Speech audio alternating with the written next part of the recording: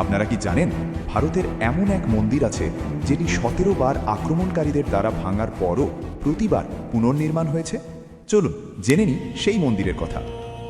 ভারতের পশ্চিম প্রান্তে আরব সাগরের তীরে অবস্থিত সোমনাথ মন্দির শুধু একটি মন্দির নয়, এটি বিশ্বাস, ধৈর্য ও পুনর্জন্মের প্রতীক। পুরাণ অনুসারে চন্দ্রদেব একসময় দক্ষ প্রজাপতির কন্যাদের সঙ্গে বিবাহ বন্ধনে আবদ্ধ ছিলেন, কিন্তু তিনি কেবল রোহিণীকেই বেশি ভালোবাসতেন। এতে ক্ষুব্ধ হয়ে দক্ষ চন্দ্রদেবকে অভিশাপ দেন। তিনি ধীরে ধীরে ধীরে ধীরে তার উজ্জ্বলতা হারিয়ে ফেলবেন।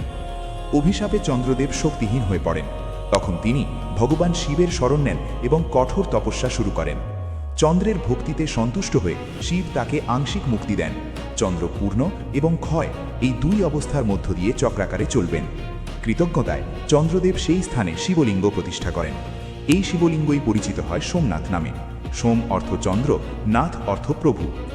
কথিত আছে এই মন্দির স্বয়ং চন্দ্রদেব সোনায় নির্মাণ করেছিলেন। পরে রাবণ রূপায়, কৃষ্ণ চন্দনে এবং ভীমদেব পাথরে পুনর্নির্মাণ করেন। ইতিহাসে বহুবার ধ্বংস হওয়ার পরও সোমনাথ মন্দির বারবার পুনরুত্থিত হয়েছে। মন্দির ভাঙা যায়, কিন্তু বিশ্বাস কখনো ধ্বংস হয় না। যদি আপনারা মহাদেবের ভক্ত হন তাহলে কমেন্টে জয় শিব শম্ভু অবশ্যই লিখবেন।